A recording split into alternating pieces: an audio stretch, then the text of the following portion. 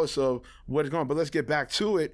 Let's go to mental health in the industry. That's a key thing. That's a very key thing. I'm telling you, before we even ask any questions, I just wanna read the chapters, the title of the chapters, because I want him to understand. Chapter 1 is The Dream is Born. When your dream starts to born, when my dream started to born. Number 2, parenthood and motivation. Chapter 3, lights off, bills due. That means when you have, because some of us have been there, that we can't afford to pay the rent because we're out there hustling for free to get our names out there so we can be able to be where we are right now. Chapter 4, the balance act. How can you balance life and chasing your dream, your everyday life with kids or husband or rent, and then Chapter 5, fuel for that fire, meaning want it. Like he was saying, want it as much as you wanted to play with that Nintendo when it first came out.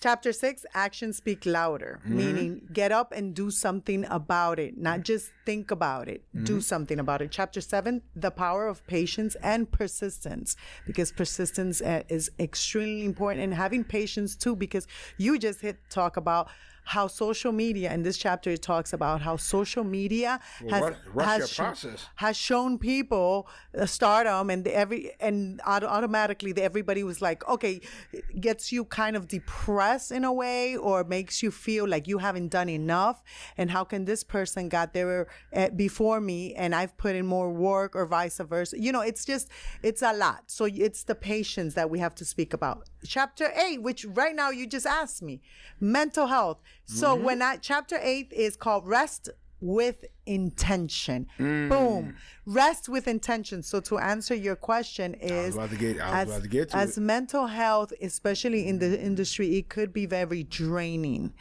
It could be very draining. And another chapter of mine here is also protect your peace and guard your energy. So both of them, that's on chapter 13. So both of them is, how do you protect your mental health? So sometimes, especially us in this industry, for me, I spoke about this, it's okay to take a break. A lot of people feel like they feel pressure, like if I started, yes, if you started, you have to finish. But if you feel mentally, because it's very mentally draining. You gotta take a break. You gotta take a break. You gotta rest with intention. But while you're resting with, like in my book, I don't want to really, but you must read it. While you're resting, think about ideas. Think about, I'm sitting down. Sometimes for me, resting is traveling. And when I travel, I get, without even thinking about it, I said, I got to take a break because I have to travel, because my head, my mental, sometimes, like you said, it's kind of, it could get depressing because of social media. So what I do is I travel, and just to have my mind free to think about something else for a few days. I'm not saying drop off your dreams and not come back to them. No, of course. But I believe that for your mental stability, you really need to rest and protect your energy, because if you know social media is bad right now, it's getting you depressed because you're seeing all these people making it and you're not making it, or you're not at that point right now. Take a break from social media for a week. Disarm the application so you don't even have to see it.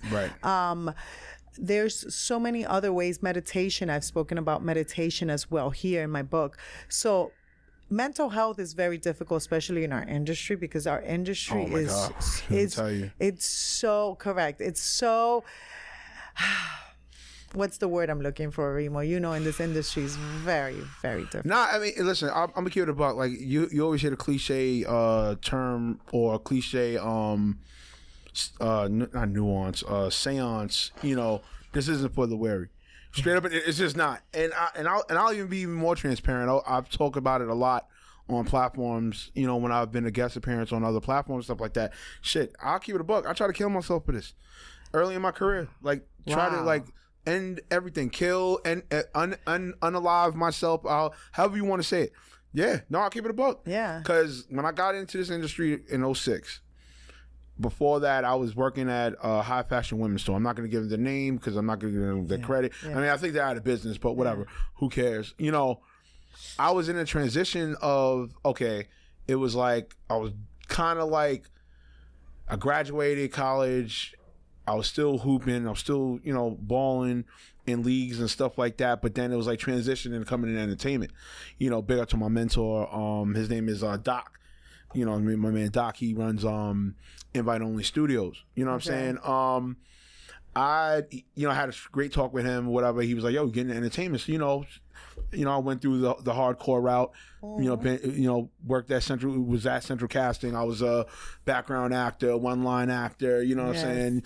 Worked all the shows, you know the line, how it went, Law & Order, SVU, Nurse Jackie, Elementary, Friends with Benefits with Mila Kunis and Justin Timberlake, the whole shebang. I went through it. So, me going into it, I was happy-go-lucky.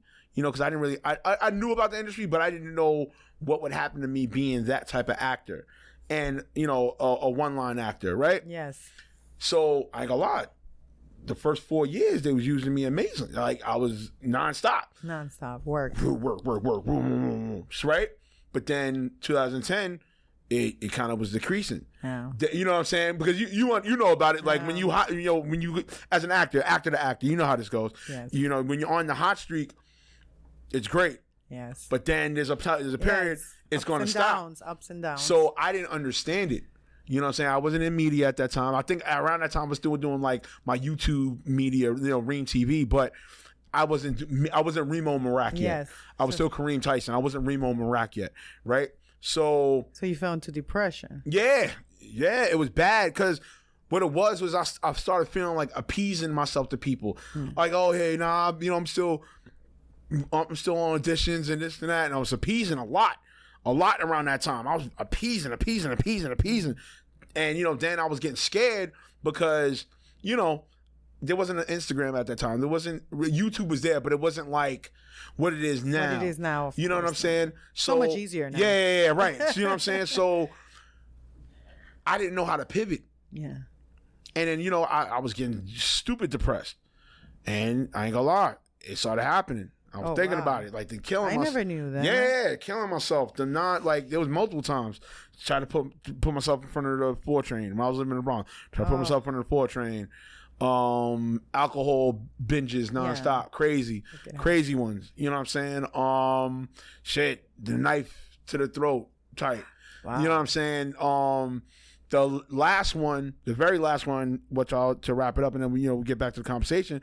The last one was, because I used to live, like I said, I used to live by the Bronx, and I was ready to just throw myself over there right by the 207 bridge. I was ready to throw myself over. Yeah, this is the real. No, this is what needs to be said. No, this is what needs to be said.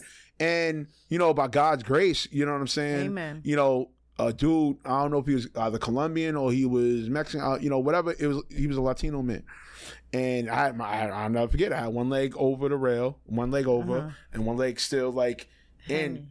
You know what I'm saying? I was like, just before I was about to grab me. He grabbed you? That was an angel. That was an angel. Yeah, right. And threw me to the ground. He said something in Spanish, but then he said, yo, you stupid ass. Like, yo, what's wrong with you?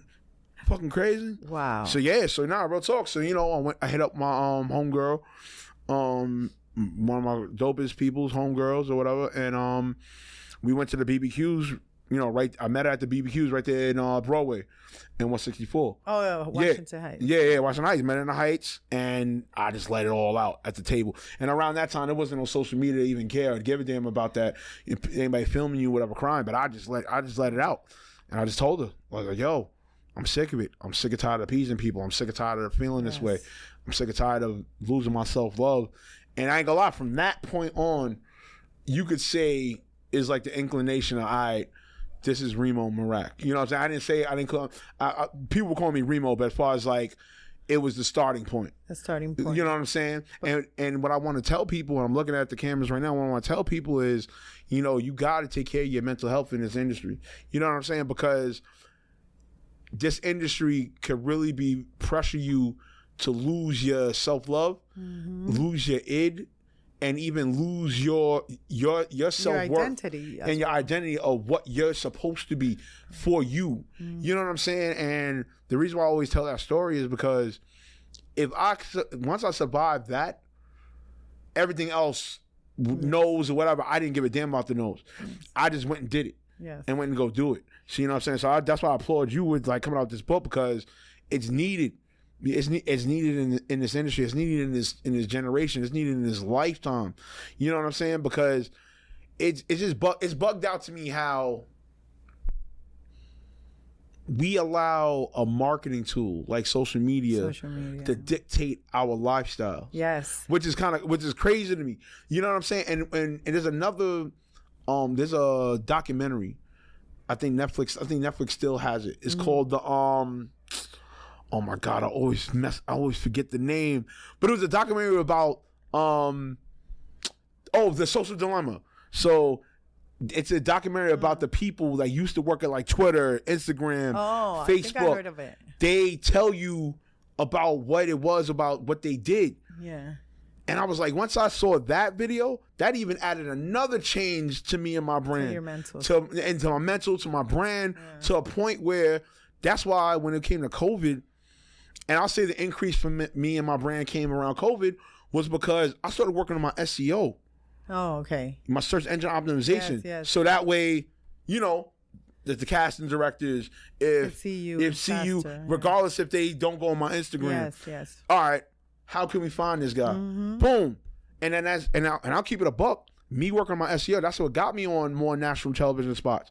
Even though back in the days I was on national television too. But as far as like in my adult older vet stage, that's what led me to a couple of national television appearances and just on the scene and just alone, you know, bigger and better, because at the end of the day, you know, you gotta like know what to do in this business. And then that's the thing. When I got in the media in 2012, that's what helped me be Remo Marac now, because I started understanding the business. That's what we gotta do. That's the key. Besides the planning, if you're in this industry, you gotta understand the business. You know what I'm saying? The glitz and the glamour and the fame and you getting in pictures and getting clicks and all that. It's all and nice and views all, and the light. It's nice and all and everything.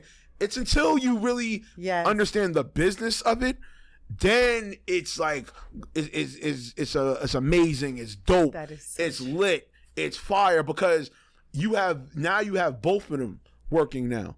If it's just glitz and glamour and fame, and your business is shaky or it's ass or it's trash or it's not up there, it's gonna be a shaky road for you out here. Yes, that's just real talk. That's just is what it is. Yes. It's gonna be a shaky road for you out here. You know what I'm saying? So definitely, and all that is spoken in the book. Like I said, protect your peace, guard your energy, learning from rejection and failure. Right. So it tells you how to learn from rejection and failure. And I know you guys, this is not just a book, that it's what I've been through. Right. So it's more personal. It's testimonial. Yes, it's testimonial. So you will feel me in this book once you read it and realize how, because it's an easy read. And I want people to, when they read it, understand it, feel it, celebrating the little wins, picture it and live in it. That's it. Yes. I speak about having vision plans, vision boards. Vision boards, yes. I speak about this here. And then the last one, the day I almost gave up.